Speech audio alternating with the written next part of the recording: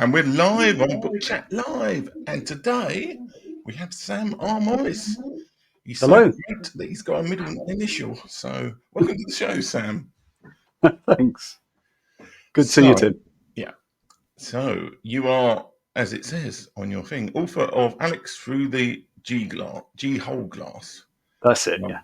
And you've picked quite a few books today. So do you want to get started on the first one? Should we go in? Right.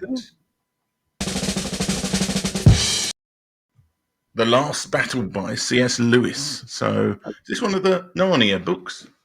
It is. It's the last of the Narnia books. Oh, It's. okay. I chose this one because the earlier Narnia books, like Lion, the Witch and the Wardrobe, etc., are kids' fantasy books. I think many people have seen them or read them. But this one is darker and deeper. It's so in this one there's Aslan, who you might recall. Sorry, am I allowed to give spoilers? By the way, is that normally? Yeah, we'll say spoilers to anybody who hasn't read it, but yeah, let's spoilers. Okay, yeah, spoilers here. So the Calamirs, who are an invading force, invade Narnia, and then there's a sort of fake Aslan appears, and then the real Aslan appears to give it, and it's an allegory of Revelations, the Book of Revelations, of the Apocalypse, and these everybody pretty much dies and gets its Judgment Day, and they get thrown into this shed. And you find out in the end that it's actually happened not just in Narnia; it's happened in the real world as well, because of the way they went into Narnia in the first place. So I found this. Before this, I'd read all the Narnia books, and I'd read things like the Enid Blyton books, the Famous Five, Five, that kind of stuff. So so it had been quite light stuff, but this, I think, is, as a child of sort of 8, it had a real effect on me, and a dark ending that you just did not expect. I think this is quite a serious children's book. I quite enjoyed this. I remember distinctly at the time, and that's actually how I'm choosing my books. It's what affected me at the time, not necessarily what I would choose today to read, kind of thing. Yeah, so this is almost kind of like a autobiographical list. I think you've given them in order, and hopefully I haven't screwed the order up. I think I will keep them in order. And yes, so this is obviously the first book that you remember that affected you, and because C.S. Lewis was very religious, wasn't he? He was very into Christianity, so I'm guessing that this is his version of the Book of Revelations, basically. I think so. I believe so. It certainly feels like that. As I say, it's very, very dark. Just strange things happen, and people just end up. Well, everybody dies, which is so unusual. Yeah. Well, especially now. I mean, it's like one of my criticisms. I like Doctor Who, even the new Doctor Who, but they haven't killed anybody off in it for years. It's like all the companions and everybody just comes back again. There's some retcon. There's no death in anything anymore. So it's quite nice in a way to have a story, especially for children, where everybody does die, because we try and kind of keep children away from that too much in today's society. Anyway, that's going off track a little bit. So this was the first book that affected you in life then, really, is that? Yeah, I think so. That's the first book that I sort of remember. This is something different, and it was great writing. I mean, all C.S. Lewis was great writing. Yeah. So I thought it was a very poignant and deep book for a youngster. Okay. Should we go on to the next one? Yeah. It seems it was slightly older. So. The Hobbit by J.R. Tolkien. It's quite a famous book, obviously. So why did you pick this? Well, yeah, it is enormously famous, but then it is enormously brilliant. The thing about this is the first one that I remember So C.S. Lewis and the famous five and what have you, I don't think that they were quite relatively slow paced, Yeah. but this was action all the way, and he writes it so brilliantly. So for those who don't know, it's the story of Bilbo Baggins. Gandalf comes along, whips him out of his house, and sends him off with dwarves to kill a dragon. Yeah. And that's pretty much the story. But he, at the same time, there's constant action there, and there's constant character interaction as well, that I think is more so than anything I'd read before this kind of thing. And also like the betrayal by the dwarves. As I say, I'm going to give spoilers all the way here. The betrayal by the dwarves, and sort of their comeuppance, and also the fact that he meets, Gollum, gets the ring, which sets up the Lord of the Rings, of course, and he gets a magical sword. So this is the first thing as well that I think magic felt more sort of Yeah. like RPG magic. Yeah. And well, we'll come on to that in a bit, but and he goes and fights giant spiders. That was an absolutely scary part of that book. And also at this time, I had a video game as well. So the book came with the video game. So for me, this was all of a sort of, you got to play Was it it as well. the text adventure one? Because I think I played That's that. Yeah. that's it. Yeah, yeah. Yeah. So yeah, you got to play it, and you also got to read the book, and they were both brilliant. And yeah, of course, the end of it is him beating. Well, that's not the very end. Him beating the dragon, and then it's kind of the conflict between the various parties gets resolved, and he Yeah. goes home. Yeah. And somehow they managed to turn it into 3 films. Yeah, no, I've not seen the new films. Everybody slated them. I don't. Yeah, they're all right, but they are stretched out, and it's like very, very long for what. And I'm sure there's extra stuff that wasn't in the original book. But it's so long since I read The Hobbit that I couldn't remember. But what I like, because I remember reading The Hobbit, and when I was a kid, and even slightly older, I could read The Hobbit, but not Lord of the Rings. Lord of the Rings has always been a little bit. I have read it as an adult, but Lord of the Rings is a lot more impenetrable than The Hobbit. Hobbit is really his best work, I think, in some regard. I think so. I think this is. I did read the Lord of the Rings sort of. So I read this probably about 10, Yeah, and then I read the Lord of the Rings probably about 12. But yeah, this is fast moving, paceful book, enjoyable. The Lord of the Rings is great, but you have that long, quite early period. yeah, I remember distinctly in Elrond.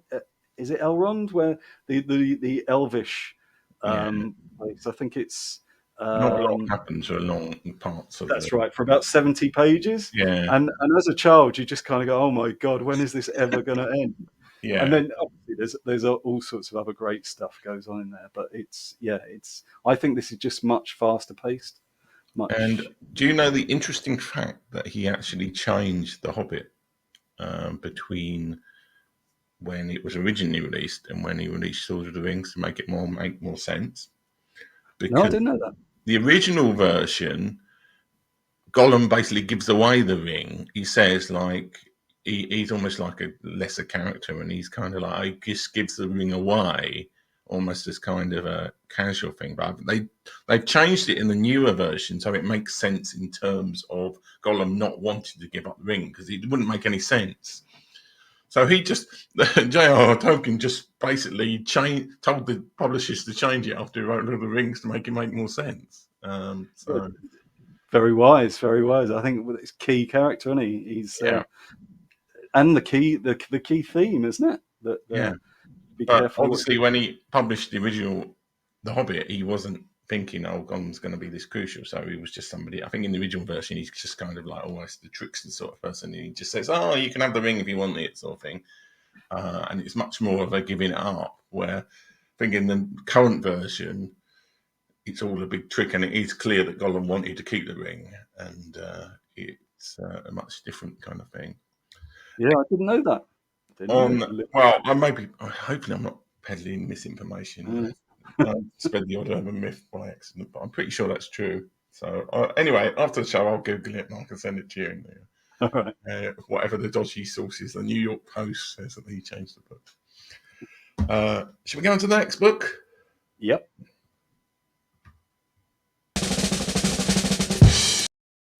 The Colour of Magic by Terry Pratchett. So, why this book? So I'm about 12 when this came out, but I've read it actually in the last few months, and this stands up. This is brilliant. This is as good, in my opinion. So first of all, what is the story? I guess it's the story of Two Flower, who's a tourist, the first ever tourist. He comes over from the Empire, which is just this big. I guess it's a parody of the United States, or it's a parody of Japan, or a bit of both. And he brings with him his luggage, which isn't, there's a twist on normal luggage. And he ends up meeting up with this wizard, this failed wizard, Rincewind, who just has this scary spell at the back of his mind, and that's all he's got going on, really. Yeah. But so that's the setup. But the luggage, the luggage is the hero, because the luggage is absolutely. Have you never read this? You should. No, Really. well, I think I started gonna... reading this, but I never got round to, because I had it on ebook, and I don't generally read ebooks much anymore. I tend to be audiobooks at the moment, so I'll have to get it as an audiobook, I think. But anyway, carry on. Yeah, no. So, so the luggage is the hero. The luggage is this absolutely deadly thing that actually is throughout the book comes to the rescue. Because obviously that's the joke. Originally, you'd lose your luggage, wouldn't you, normally as a tourist? But in this case, it's the hero. Two Flowers, a bit of this. He's this very strange, as I say, he's the very first character, the very first tourist in this fantasy world who's just going to visit to look at things, whereas everyone else is sort of just about surviving or whatever. Yeah. So that's what Two Flowers doing. Rincewind and sort of the people in Ankh-Morpork, which is sort of London, are just sort of medieval London. They're just out to make a bit of a buck. And initially they think, well, he's an easy mark, and Two Flowers got all this money that he just hands out. But then Rincewind regrets it for the rest of the book. What it does brilliantly, what Terry Pratchett does brilliantly, is he does comedy as well, I think, or maybe not as well, but almost as well as like Monty Python. He does parody, he does slapstick, and it's all in a book. And he's satirical satires. It's a satire of the British class system as well. Yeah. So sort of the patron in Ankh-Morpork basically says, well, you better do this or else, kind of thing. And this is Rincewind, he's put upon his whole life, kind of thing. And he thinks this is an easy way out and he'll make loads of money. But he ends up sort of having the most frightening time of his life. But yeah, so this is Rincewind's initial book. This is Pratchett's initial Discworld book, which is a world that sits on top of an elephant, or 4 elephants, and that sits on top of a tortoise. Turtle. Tortoise. Yeah. Anyway, that flies through space. And he just does puns and parody and satire throughout the whole book, and that's the real thing. I remember only a few months ago, I read it on the beach, and because I live in Brighton. I read it on the beach, and I was just chuckling every couple of pages. It's like that. It just makes you laugh all the time. And this is as an adult. As a 12-year-old, I just found it really, really funny. There's been plenty of other books, and I've not read many of the others. I'd like to catch up. I've read about 4 of the others, and I distinctly remember he just takes a little slice of our world and plops it into this fantasy world and takes the mickey out of it, basically. Yeah. There's quite a few of his books have been recommended, but there seems to be some debate as to where the best place to start is. Coming back to the whole Doctor Who thing again, really, it's like, I would start here. I would start with The Colour of Magic, only because that's where he started, and people say that maybe he hadn't got his voice at this point, but I still think it's great. I think even if he is mimicking like Monty Python or whatever, and he's not. He has got his own voice, I think. I still think this is just superb, this book, and I'm Yeah. going to carry on. Okay. Shall we go on to the next book, which is a bit more specialist, I think? Hang on. Saga of the Old City: Greyhawk Adventures by Gary Gygax. So this is AD in Dungeons and Dragons. Gary Gygax. That's it. So Gary Gygax, he Yeah. invented Dungeons and Dragons with Yeah. a few others, but he's the big famous name. Yeah. So I read this. This came out in '86. So I'm about 15. This is lit RPG, the first lit RPG, I would say, probably Yeah. the first ever. I don't. Possibly there are others, but it effectively says, okay, here you are. This is a D&D world. I'm going to give you D&D characters, and we're going to go around the world like that. But then he puts a good story around it, I think, and it's maybe that this was his campaign and he played this character, but it's very good, and he's fleshed it out really well. So the main protagonist is Gord the Rogue, he eventually becomes. But it starts as him as a child, living as a beggar in Greyhawk City. So first of all, that appeals to me. It's sort of not he is a kind of chosen one, but he's a poor chosen one. Yeah. Has a very difficult start in life. But he builds up skills, like AD&D. He builds up skills, he meets people, he Yeah. goes on adventures, he meets the love of his life, he gets betrayed, he becomes a thief acrobat, he meets people who will be part of his party for the 7-book series kind of thing. I just think it's great. I loved D&D. I played a lot of D&D. And for me, he brought the world massively to life in books like this and the rest of this series. I think it did more so even than the modules. I don't know if you ever played, but I did. Yeah, it's like yeah. that's right. I didn't know if because he had all the Dragonlance series, and I know that became books as well. I think what happened was he had all the modules for playing the game, and then they were so successful, it was like somebody was, oh, why not write them as books as well? And I think that's how I kind of got into it. Not that I ever read them as books. I played them as modules, but I don't know about this one. I don't think I ever played this one. So, Well, I think there was Greyhawk, Forgotten Realms, and yeah, Dragonlance. I think there were 3 separate things. It was a bit annoying, actually. They did that. yeah, I wish they'd have kept it all as one, but it kind of. I remember this Greyhawk was quite specialist, yeah, and but I think this had Through the Looking Glass as well as one of the modules there. Although that was just a role play module, not a book. yeah. But yeah, the books in the series are I still find, well, I think of them as very entertaining. I haven't read this since I was 15, but it definitely, I thought this was a great book, and I just read it like within a day, I think. Yeah, well, I don't think it's available properly on Amazon anymore. I've found a link to it, but it's a second-hand one, so Yeah, who knows? I don't know if that breaks your rules. Well, not really. We've had people give sheet music and stuff before, so it's like like slightly out of date books. Yeah, I suppose it's still true. Anyway, I think the next book is more widely available, so should we go into that? Right.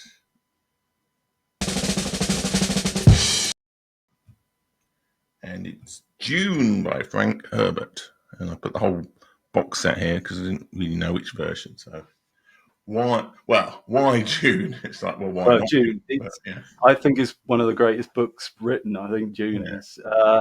I remember reading this. Again, it's proto-religious, isn't it?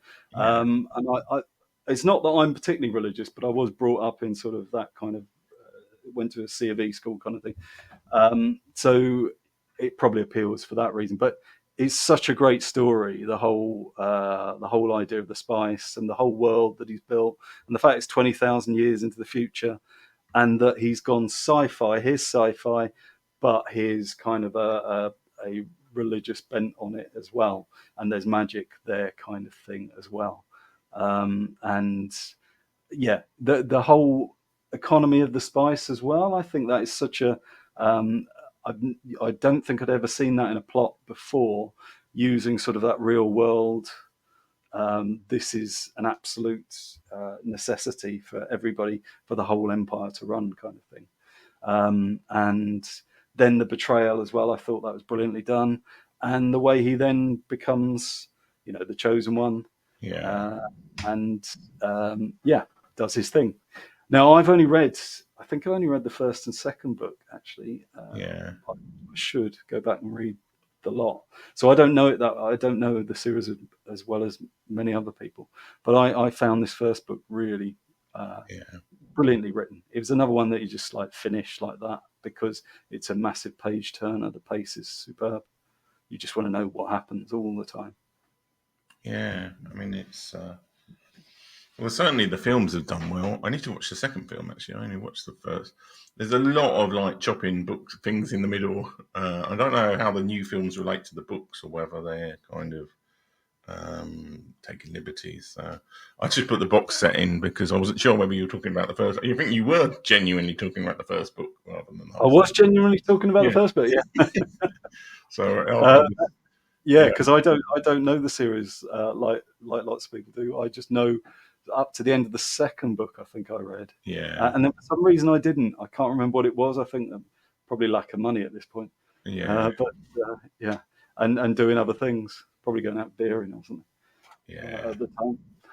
I mean, it's quite nice when they have the sort of fantasy sci-fi books, because this is more like Star Wars, is in fantasy but science fiction, as opposed to hard kind. Well, I mean, there's always an element of fantasy, I suppose, about science fiction, but if people are trying to be scientific rather than having magic and other weird stuff, I think sometimes it works quite well. Weird sci-fi stuff. Well, I mean, as you say, Star Wars has got to be influenced by this, hasn't it? Yeah. The Jedi is, it's got to be somewhere along there, and obviously the desert planet and all that kind of stuff. Yeah, probably. Yeah. Anyway, we're not the Star Wars and Dune show, so shall we go on to the next book, which is quite a change, because people may be thinking, oh, you're just going to pick all fantasy books, but no, it's a non-fantasy book coming up, and quite a few of them, so let's go. The Rights of Man by Thomas Paine, which I don't think is a fantasy book, so why this one? You don't think it's a what? It's definitely not a fantasy book. Well, if it is, it's a pretty crap one. Okay, so Thomas Paine. Thomas Paine is probably, for me, one of the most. He's probably a hero for me, really.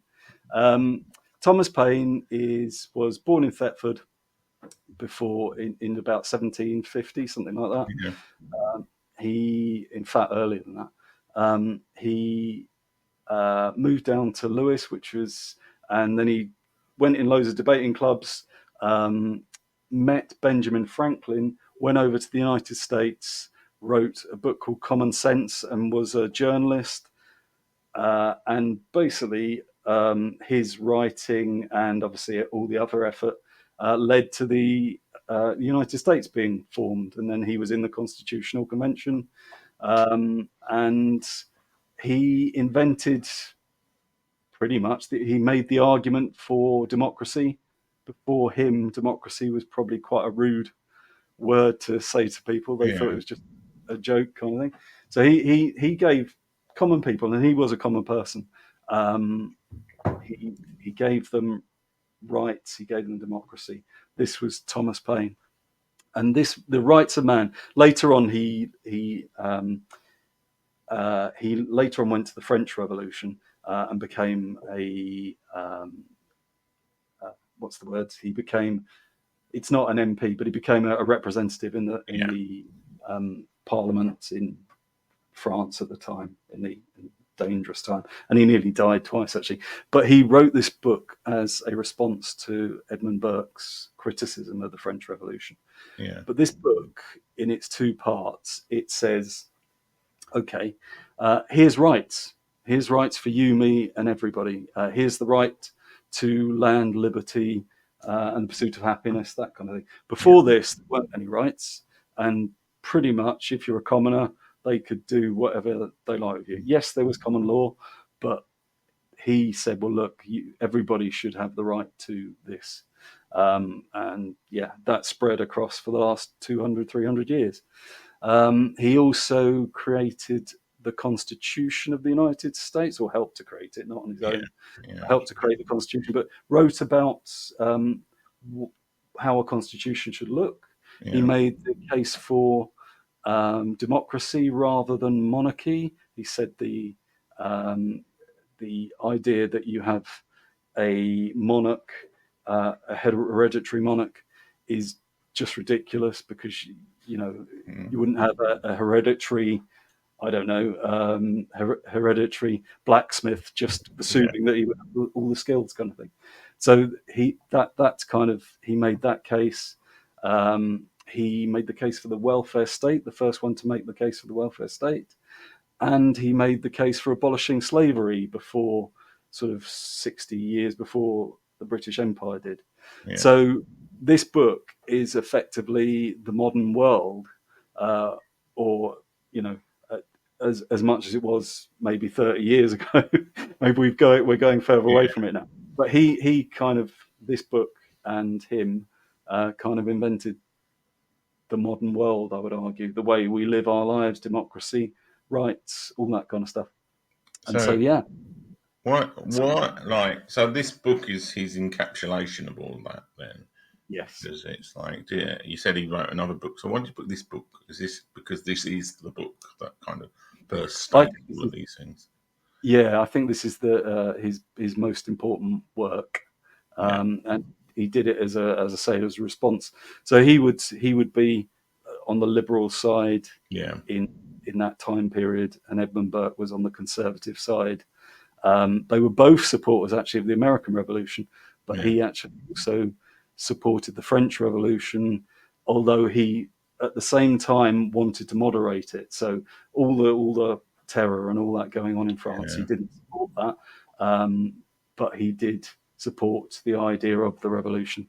I mean, he didn't. He wasn't absolutely perfect. For example, he didn't say anything about women, so yeah, that's not exactly a feather in his cap. But later on, women used his arguments to get universal rights.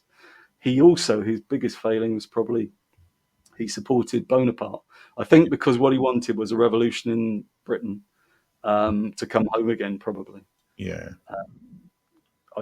That's pure speculation, but he supported Bonaparte, who was obviously just a dictator, really. Yeah. Well, I think again, going off topic, but I think actually Napoleon might be one of these people who gets reassessed by history in terms of, like, obviously because he was very successful, managed to annoy a lot of European people. I think his reputation in the future might be reassessed, but Well, that's a whole nother topic. well, yeah, exciting though. Yeah, no, come on, just quickly answer that one. Yeah, he was great at administering, wasn't he? That's what Well, I he mean, created. there's things like all of the stuff in Egypt that wouldn't have been properly recorded if it wasn't for Napoleon. There's a lot of stuff in the European system of, like, measures and other things. There was like crazy. I had some sort of crazy idea of standardizing time and stuff as well in the Bonaparte. But there's a lot that Napoleon actually did that was quite interesting and, you could argue, good. And, like, okay, yeah, he was a massive dictator, but then there were a lot of massive dictators around in that time. So Yeah, indeed. Well, absolutely, and he wasn't a monarch, indeed. So yeah, yeah, I mean, I'm suspicious. I actually put it in my book, believe it or not. I'm a bit. It broaches this stuff. yeah, I'm a little bit suspicious of what happened with Napoleon, because he kind of defeated everybody, and then pretty easily, too easily, really. I don't really understand, because he wasn't amazing in the end in terms of his military strategy or whatever. So well, it just no, seemed. he's supposed to be was actually pretty good, and he was. The trouble was, as I think it was a similar thing to that. Well, I don't know. I'm talking rubbish now, probably, but I think it was because he I'm was a talking. proper, like with the English Revolution, he was a proper soldier, and a lot of the people he was up against, in the Austrian and other things, they weren't professional soldiers. They were like aristocrats who were put in charge of armies, so they had no idea what they were doing, and he obviously could easily kind of beat them until he came up against people like Arthur Wellesley, who were also professional soldiers. and he started to lose. And also there's all this Russia debacle. Never invade Well, Russia. wasn't it really Russia? But Yeah. yeah. I mean, yeah. But as I say, I speculate. I'm allowed to speculate in my fiction. Yeah. Anyway, shall we go to the next book, which I have actually picked the updated version to put on here rather, but it's only changed one word of it. So let's go. Alan Carr's Easy Way to Quit Smoking Without Willpower by Alan Carr, which is, by Alan Carr. I think Okay. the one So, I think it was previously called To Give Up Smoking or something like that. But now it's called. no, he always hated to give up because that's part of his argument. Yeah. It was always to stop smoking. I've got it somewhere. Yeah, I have got it. Oh, Hang I on. think it was stop rather than quit, which is what he had Yeah, before. But this is yeah, the new updated version that's actually available. The old one yeah. isn't. It's not actual. I have Yeah, got props. I've just forgotten half my props. yeah. There's another one I forgot. Oh, Uh, Easy Way to Stop Smoking by yeah. Alan Carr. It's now the So, quit smoking. So, but it also yeah. says a whole load of stuff about vaping as well on the new version. So that Oh, I've cut that well, off. yeah. Yeah. Let me just go through this and I'll. Yeah, Um, yeah. So for me, I'm sort of. So after this, all those earlier books were much younger, yeah, teen years. Um, in my 20s and 30s, I was probably reading things like John Grisham and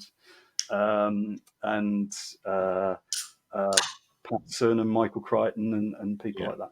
Good books, but yeah, the next book that I think probably really affected me was this because stupidly I started smoking at 16, and I couldn't give up. yeah, I really struggled until I bought this book, and I just think what he teaches you to do, or what he tells you is, look, in society, it's not like you just got your willpower kind of thing. It is all the tobacco companies spending millions of pounds to advertise, to subliminally advertise, to put things in movies, to get models to smoke, all that kind of stuff. And you're fighting that, and they're telling you, you're watching films from the old days where the yeah, last thing they request is a cigarette and all this kind of thing. And it's all this psychological programming that you don't realize. And this is my first. So it's probably uh, like who's one of the hypnotist type of guys. Oh, He's Paul probably McKenna. Yeah, yeah, someone like Paul McKenna or yeah, Darren Brown or whatever. He's like a forerunner to them almost, yeah, except he didn't. He just did it for smoking. And he effectively says, well, look, you need to take it step by step and understand that in the end, it's just addiction. yeah, And because of him, I stopped smoking at 34. Otherwise, I probably would have carried on forever. Yeah, I've fallen off the wagon a couple of times, but each time I've reread the book, and yeah, it's worked each time. Sort of just because he makes such a brilliant argument. And so I think that's a very important book for anybody who does smoking or vaping. Yeah, I don't see any reason. Vaping, I think, is even worse. yeah. Apparently, physically, and yeah, why would you? I don't know. I think you'd be mad because you're effectively just saying, well, look, give me nicotine. Well, I think the reason vaping has become popular is it's less offensive to other people than smoking. So the smoking, as a non-smoker, when I'm walking along and somebody's been smoking, you can smell it. With a vape, it's very hard to. So I think that's why people. So does this book give is it more of just an argument, or has it got Yeah. step by step kind of like this is how you should do it, or is it how's the book structured? So what he says is like, let me try and see if I can find one. He takes you through and makes a case against to sort of he makes the case for there are special cigarettes, like for example, Yeah, he says here, combination cigarettes. yeah, These are cigarettes that are special after having coffee or something like that. And he says, well, look, no, it's not special. It's yeah, basically addiction. This is just more addiction. And he goes through chapter by chapter and says, what am I actually giving up?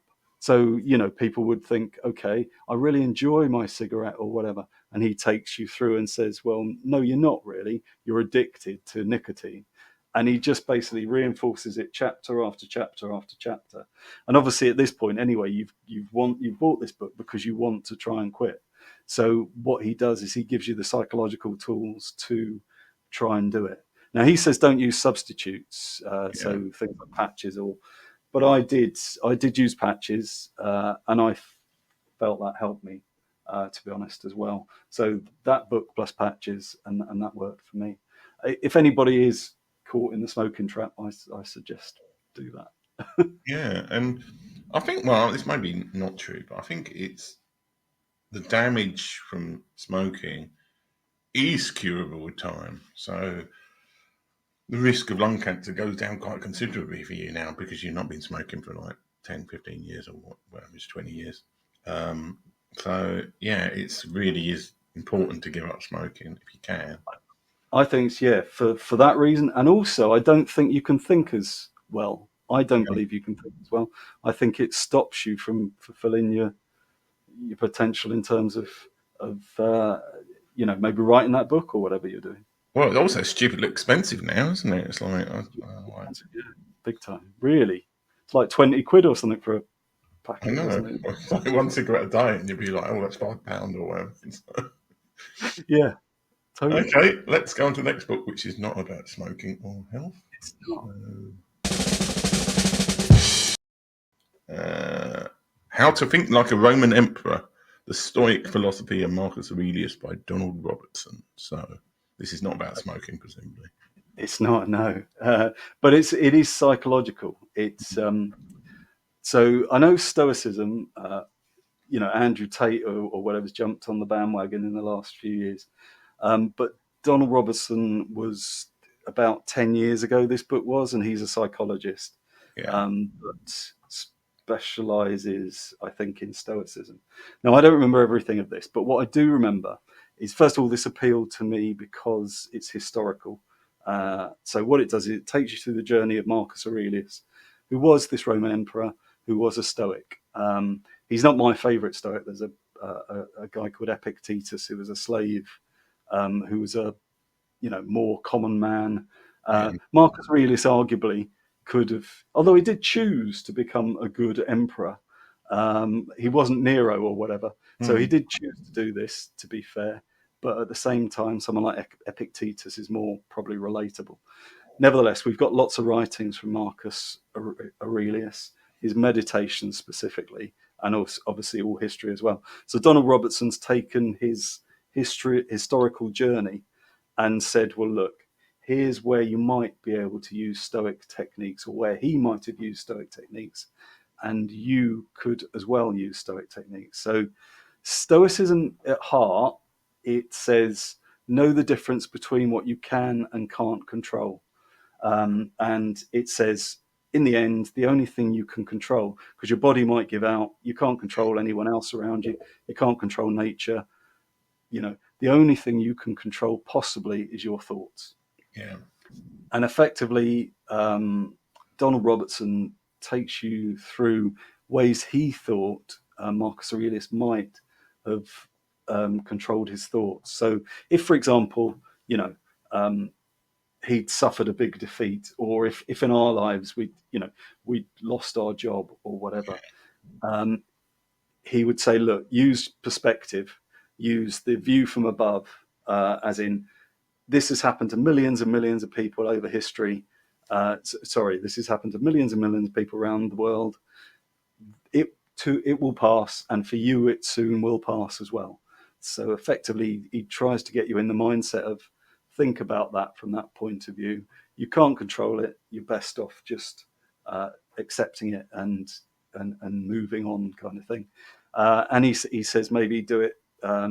Look at it in terms of history. Millions of people have had it much worse than you, and they've dealt with it, and they've moved on, and they've achieved after that, kind of thing. And this is what this book does. This book takes you through and says, look, here's a strategy for bad things happening in your life, and you being resilient about them. And that's really what it's all Yeah. about. But he does it with history, which is very appealing as well, I think.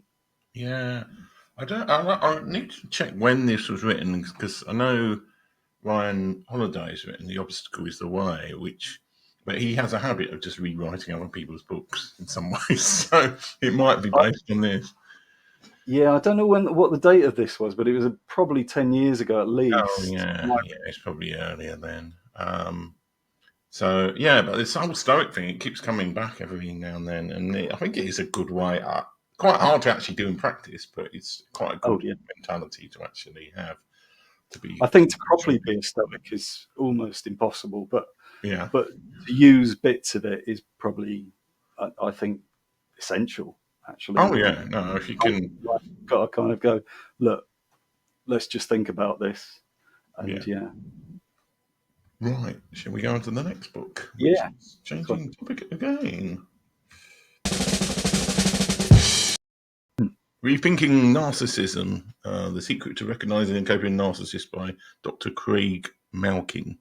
So, Okay, why this? so why this book? So, okay, this is a proper clinician narcissism, but it's written as, I suppose it's pop psychology, but it's written for the general public, not for other clinicians, kind of thing. Yeah.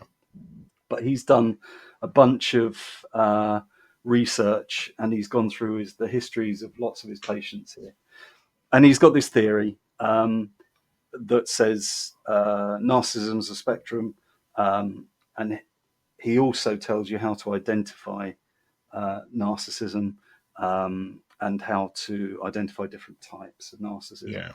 I'm not telling you this very well. The reason I think this is an important book is because, in the movies or whatever, we know who the bad guy is. It's the vampire or whatever it is. It's obvious who the bad guy is.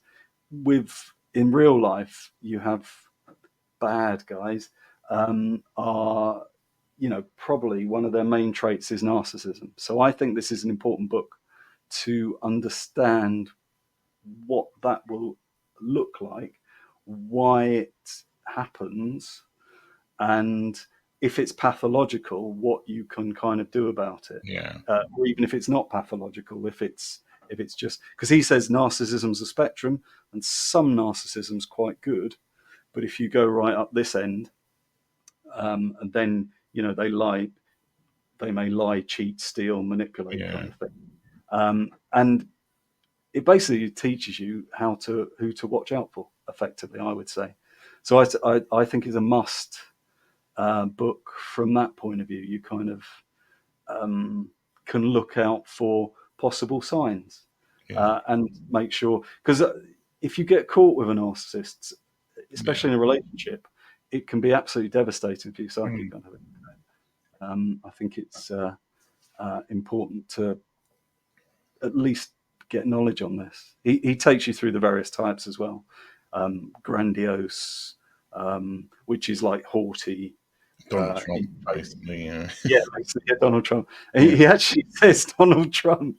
I remember actually, particularly when we were releasing this book, he actually named Donald Trump. I mean, he can't actually officially diagnose him, but he named Donald Trump a probable narcissist. But there are other types as well, which are more hidden. The vulnerable narcissist, who uses sort of a victim status, and communal narcissist, who might use like churches and things to do it. Yeah. churches or charities, all that kind of thing. So you need to be sort of aware that this might happen, kind of thing. And I think this book is very good for that. And I think the fact that he uses case studies and that he's a proper psychologist, I think it's not one of these dodgy narcissism books that aren't backed up by anything. Yeah, there's that whole phase probably about 5 years ago and I think there are people who just accuse people they don't like of being narcissists, and it's not really, we don't really know what the word mean. It doesn't mean somebody you don't like. They're all proper, and it is quite dangerous when you actually meet narcissists. If you aren't aware of how to deal with them, I mean, especially a lot of these other types that aren't quite as obvious as the Donald Trump braggart kind of like, I'm this person. Yeah, definitely. I mean, that's the thing. So the key trait of narcissism is looking for validation Yeah. from people they find important. Yeah. If they don't find you important, you're probably kept in your place, and that will be all sorts of psychological games to keep you in your place. Yeah. It's going to mess with your head. That's the Yeah. trouble. And even if they do find you important, it's still going to be a bunch of games. Yeah. Okay. Well, should we get off that exciting topic onto? Yeah.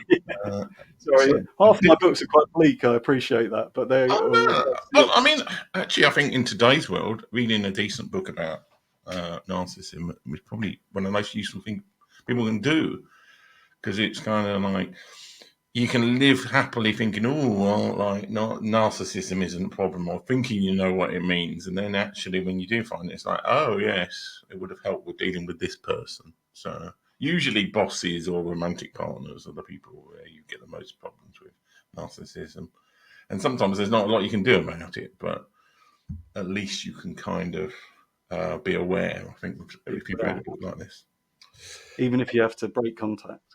yeah. Right, let's go on to the next one. Save the Cat writes a novel. The last book or novel writing you'll ever need by Jessica Brody. I kept in the tagline bit. I've read the Save the Cat book, but I've never read this book. So, what's the Save the Cat thing? Is this a cat saving book? Like, what's this book about? So, well, you Save the Cat is give you a character sympathy, isn't Yeah, it? It's the first bit. That's where it comes from. The make your character sympathetic, but it's not actually key to this at all. It's kind of it's just a useful line, I think, because cat's always good, isn't it? I think it's just yeah. Well, it's the idea that if their character in your writing saves a cat, that makes people care about them, kind of thing. yeah, But that's from the screenwriting side. But it's really, I'm guessing this is a story structure book for novelists. Is that a right yeah. assessment?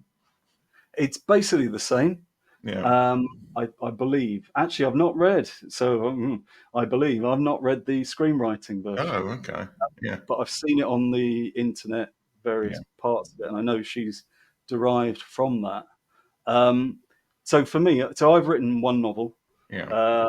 and I've used Save the Cat as a template. Now, I haven't. I think it's brilliant as a template for the first Yeah. draft, and this is why I've chosen it. In the end, I didn't stick to it exactly, and I think you're not really ever going to Yeah. stick to it exactly.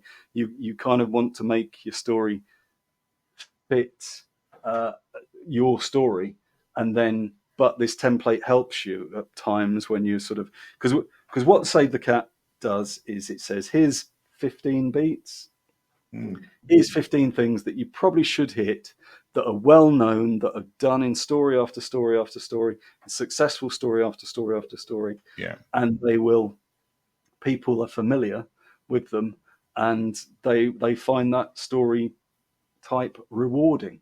Now it sounds like a real straitjacket when I put it like that, but Yeah. it's what she goes on to say is, look, yeah, that's the basic structure, but how you do it is very different depending on the genre that you Yeah. use. And then she goes to say, well, look, by genre, I don't mean kind of like sci-fi or whatever.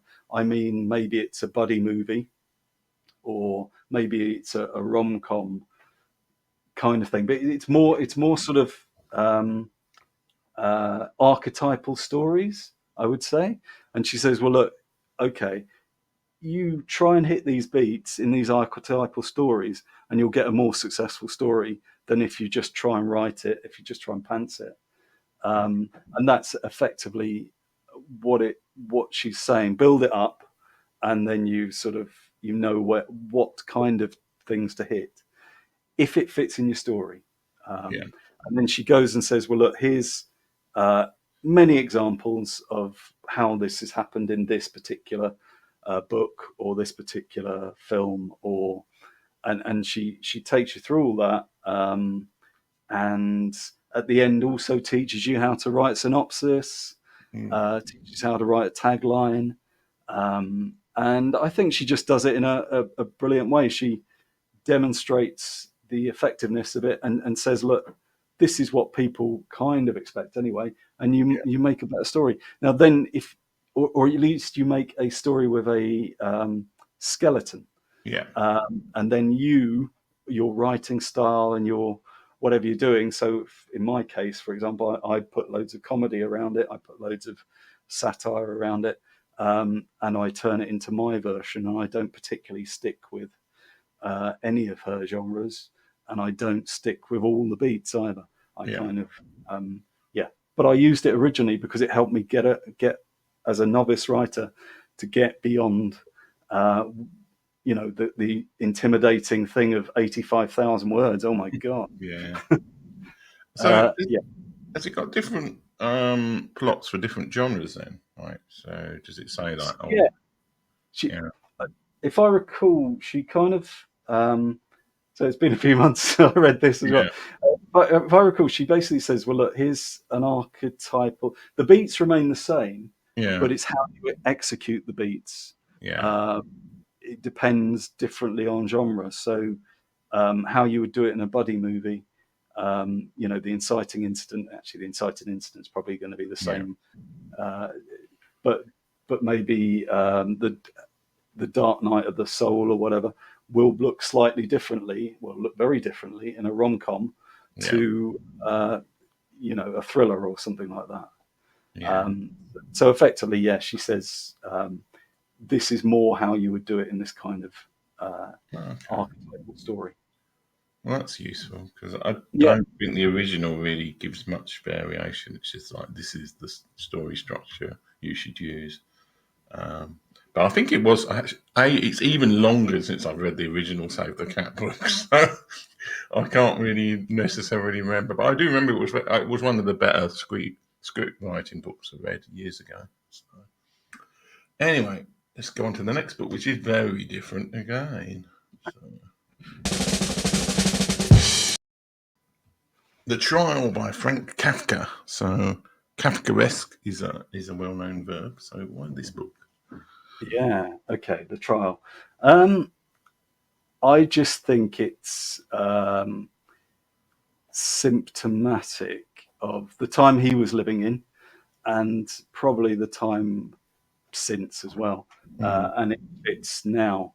So the plot is Franz K, him basically, yeah, is the protagonist. He's woken up I think it's in the middle of the night. Police come round, say, you've been charged with something, and you need to appear in court. They don't tell him what he's been charged with.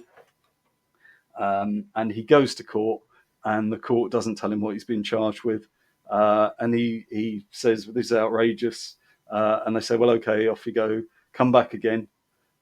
They don't tell him when to come back. yeah, Uh, and then he spends the entire book trying to gain influence, to understand what he's been charged with, and to get off of what he's been charged with. He meets people he meets a lawyer, obviously. He meets his uncle who's trying to give him influence. He meets with judges, and there are certain structures of judges that he doesn't understand. And everybody says that a different judge is sort of at a different level. mm, This is Kafkaesque. It's yeah, basically so the whole bureaucracy is completely mad. He meets an artist that has influence, who's a court artist as well. He has influence with the judges, but he's never found anyone who is innocent. But apparently mm, that used to happen in the old days. So it's kind of like it's kind of quite a bleak look into crazy bureaucracy. I actually think it's an allegory of a medical diagnosis. That's what I actually think about it, yeah, or possibly given the time, because basically what he said, what happens is you've got this, and then he needs to go and find people who yeah, will help him with this. And I think it's more like that kind of thing, or it's kind of so it's just before the First World War this was written. yeah, So maybe it's like an allegory of conscription, and sort of your time might be up at any time for no good reason, kind of thing. yeah, You charge, yeah, but it does kind of you go through it and you kind of go, is there any way this makes any sense at all? And it basically doesn't, but it does. It doesn't. but at the same time you can go, yeah, I've had experiences like this, Does it and it's actually like come to any pushing. sort of conclusion, or is it just? Yeah, unfortunately, it comes to the worst possible Oh, conclusion, okay. just out of the blue, and and I think Yeah, that's what makes me think it's a medical thing, really deep down. yeah. Yeah, that's Okay. yes. Well, should we go from one great author to another great author? Well, yeah, definitely. I Sorry, I don't know how to describe my own book really very well. Well, yes, it's Alex Through the G-Hole Glass by Sam R. Morris. That's very hard to describe, that title. No, The yeah, no, G-Hole Glass thing is a bit weird. I know Uh, it. I know it's weird. Initially, it was uh, a play on Alice Through the Looking yeah, Glass, yeah, of course. But because it's the premise is this: the premise is that there's a world or another dimension where um, Google Glass has become pretty much the basis of yeah. society, or it's becoming the basis of society. It's a speculative, satirical sci-fi. Oh, Um, okay. the, Yeah, the main protagonist is Alex, and I don't know, he's not had a fulfilling life. He's just about managing, but yeah, he's had a long history of um, things not going brilliantly. He's underappreciated at work, and basically he exists. He doesn't live his life, and things don't work out for him. So he gets his escape not by alcohol or drugs or any of that kind of stuff. He does his escape through gadgets and programming, and what he does is he gets an old pair of Google glasses that are obviously. See, the reason I initially wrote this was because for some reason they killed Google Glass. yeah. Everybody with glass holes and all this kind of stuff, and that just seemed a bit weird to me. So I just thought, well, okay, what's an alternative history where they didn't kill Google Glass, or better yet, actually Google Glass has become an open source thing controlled by various people. Yeah. Uh, you would see if when reading the book, but I do it very much tongue in cheek, and basically he goes through this dimension, and which is very much like our own. It's pretty much exactly like ours, but it's got Google Glass is becoming sort of the foundation of like social care or incarceration. Instead of incarceration, they have Google Glass. They have dating. People use Yeah, G holes for sort of to prove, that they've been faithful yeah, or just prove who they are, kind of thing. And so it's kind of taking that and seeing the effects of G holes on the world. yeah, Now they're called G holes because it's the G hole. yeah, You see the whole history kind of thing. That's the yeah. plan. So I'm not a massive fan of my title in the end, but you've got the title. And his book chapter 2, he's saving a cat. Is this that coming to it? Or yeah, Does he say cat? No, he has struggles with his. So Save the Cat says use what make him save a cat, do yeah, something nice, or yeah, make him be put upon, and he's quite put upon. yeah, Um, so it's more sort of that kind of side. He does obviously do lots of fairly heroic stuff, although yeah, he's just an everyman. But he does get sort of a special skill, let's say, when he goes over to the other dimension. And his journey is really trying to get back, but then getting embroiled in everything that's going on in this other dimension. oh, okay. Hmm. So it is very much a whole story structure of in how does he cope in this other world with everything's G-hole based. So Yeah, yeah, exactly, yeah, um, and and kind of the effect on, well, it's the effect on really on the people at the top as yeah, much as anything. So how they would feel about openness. Effectively, this is an exploration into openness, complete openness for everybody, which can be good and bad depending yeah. on Wow. who Imagine like controls. somebody like Boris Johnson, everything he did was really, I'm not sure he necessarily, well, maybe he'd be more successful, I don't know, but it's like Well, no, somebody but like that with an interesting life, if everybody could see what they were doing all the time from their glasses. yeah, but it wouldn't be kind of like he would be in control of what he sees. Yeah, But having said that, I do a kind of politics thing where people say, well, look, prove that you believe in this. Let's see your yeah, history the last 20 days and that you didn't yeah, talk to anybody else, prove it. So it comes to that kind of level where kind of they sort of say, well, okay, you've got G-holes. yeah. You prove what you're telling me. And it goes off in that direction a bit.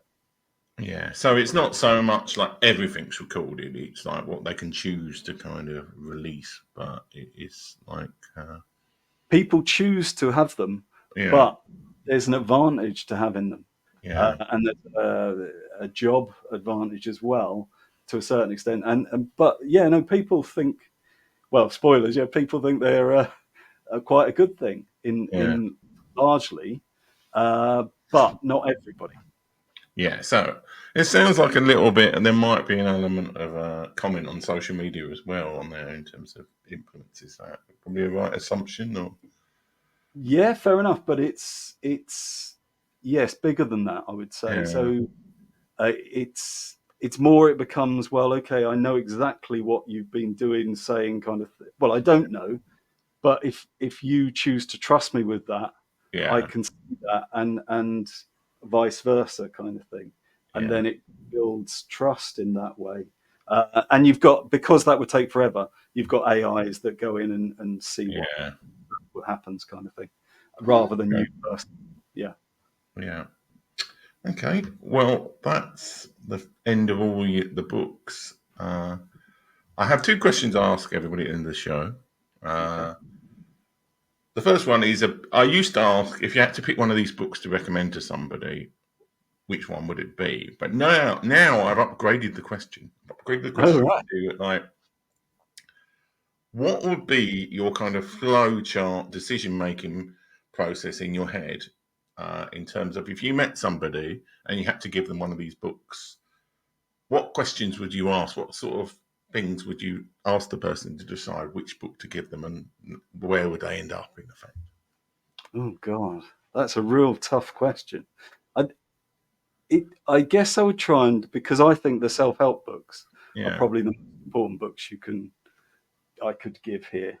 Um, and I would probably then ask that question, kind of thing. What do you think you need the Stoic book? Do you think you need the Narcissist book? Do you think you need the Stop Smoking book? yeah, Um, yeah, and it kind of. So yes, I would probably ask those kind of questions, sort of. So what are your problems in your life, kind yeah. of thing. I suppose.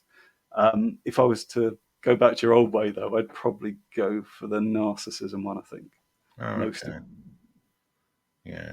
I mean, I suppose Save the Cat would be useful for somebody who's trying to write. definitely if somebody's trying to write a novel. Yeah, Yeah. I think first draft of a novel. I think that's the most. Oh, yeah. I mean, from my experience, story structure, I think, is something that the writers don't give enough heed to. But maybe Well, that's there because is I'm much. somebody who likes stories in books. There's a lot of literary stuff out there though, where story is kind of irrelevant. But even in like, you can have very well written. Like the other day, because I have slowly been listening to audiobooks, stroke reading books that people have recommended.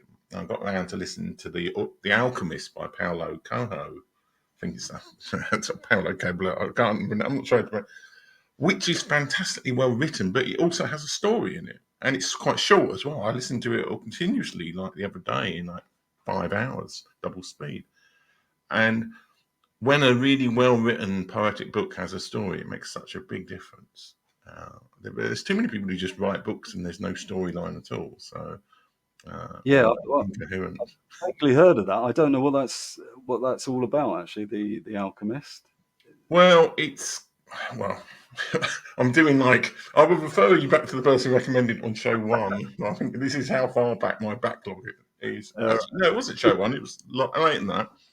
But no, it's almost poetic. It's a weirdly poetic story about this kid who starts in Spain as a shepherd, and he gets drawn into all these weird kind of magical stuff, where he ends up meeting this person who's a king who tells him he has to go to Egypt to do this quest where he will find treasure. And I don't want to spoil it too much, but along the way he meets an alchemist, and the alchemist really doesn't have much to do with it per se. But in the thing of the story is that this shepherd ultimately gets the abilities of alchemy, and yeah, Okay. I've probably spoiled it for anybody who wants to read it, but it's worth reading or listening to as an audiobook. Okay. I'll put it on my list. Yeah. Anyway, the other Yeah. question, which I don't ask everybody because not everybody's a writer, but you are a writer and you've written one book. Mm-hmm. What future books have you got in the pipeline, or what book ideas? Or if you are the first person I've ever met who's written one book and never wants to write another book, tell us about that. No, I have. I've got at least. I've got two ideas probably on the Yeah. boil right now. One that I'm actually. They say write a novella as a sort of Freebie. what do you call Lead it? magnet. Yes, that's the lead Yeah. magnet. I'm currently doing the lead magnet, which is a prequel to Alex. Yeah. It's about his love life and about how that gets him in trouble. So that's going to be the lead novella, which might turn into a prequel novel, Yeah. because there's quite a lot. I've got it kind of planned. I'm not fully using Save the Cat at the minute. I might use Save the Cat, but I've got a kind of vague outline at the moment that I'm going with. And I've got another one that I possibly want to do, which is crime fiction, actually, which will be a different thing. That is just at the thinking stage at the minute. It's not being written, but that's kind of where I'm kind of thinking for the future, maybe. Thanks so much for being a guest today, Sam. And yeah, it was an interesting list of books. I think there's quite a few that I might want to actually try and get around to reading. I might give another go to Colour. I did think about the audiobook versions of Terry Pratchett books. I'll get into it because I used to be able to like read on a. Well, what I used to do was when I went to work, I'd read Kindle books on my iPhone on the way into work on the tube. But because I work from home now, I'm kind of very rarely travelling on trains and things. So I tend to listen to audiobooks now. But if you can't get something on audiobook, or like more than one credit a month, and I'm kind of like, oh yeah, I've used it up for the month. And then normally I forget about it for a couple of months. I've got a few credits. I'll listen to them and then start a new one. So, and I have got a big long list of I've got like over 700 books that people recommended now. Wow, okay. So, I mean, if you can do Pratchett on audiobook and the narrator's good, yeah. I bet the narrator will be good. I can't imagine they'd have messed that up. Then yeah, I think that's going to be hilarious. If you fancy a laugh, that's what. Yeah, totally. Yeah, well, listen to it. I think Jeremy Irons was the person who did The Alchemist on audiobook. It was like, Oh, okay. it's Well, he's really cool. Yeah, it's like, and I know that I've forgotten his name, but it's like there's quite a few actors and people who do audiobook narration, and they're quite good on I'm that. going to do mine at some point, but yeah, not Well, yet. yeah, I probably should do like one for my. I've written 7 books, and I haven't written the book for ages, but I've always said I've been doing like so much podcasting and audio recording. I should actually sit down and do the audio book myself, all my old books, and go back and do them. It's just very tedious. Job. It's a big job, isn't it? So Yeah, I reckon it will take at least a month to do mine.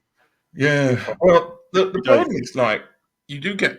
I'm going off tangent again. Apology for Cookbook Diva having to watch this, but I know I've been to like podcasting conferences and things, and I know there are podcasters who do audiobook narration, but it's actually quite a difficult skill because it's not like having a conversation like this, because you have to remove all the you have to not do the ums and ahs, and you have to do everything very slowly, and it's a higher level of audio quality that's expected on audiobooks. So I can certainly record one, but it takes you ages because you make a mistake and you've got to go back and redo it. Not like and acting as well. Yeah, yeah, and possibly even different voices or a bit different voices for each character. Just like yeah, yeah. Well, I mean, I think that's where AI might actually be useful ultimately. I know there are some people who want to use AI voices for the whole audiobook, and it's a good and a bad thing because it's like you could do it very quickly, but you can tell the difference because every now and then there's something where it's a phrase or it's expression or something, and AI says it in a weird way that no yeah, human would know, and then it takes you out of the book. definitely, especially with comedy. This is why I don't want to trust AI to it, because you have to get the emphasis right, and it just wouldn't do it. I don't think. Yeah, but I think you could use it for short, like people's voices, where it's like a female character in the middle of the book, and you really edit it and make sure that the audio works for that. I Yeah, think something like that could be a good use for you because rather than you having to fake a female voice, oh God, I don't know what I sound like there, but you could do it you could use AI to actually have a female voice, and then you could check and kind of just edit it, make sure it actually works. yeah, Anyway, that's good idea. totally off on a tangent. And thanks so much for being the guest. And thanks you Cookbook Divas for watching on Amazon.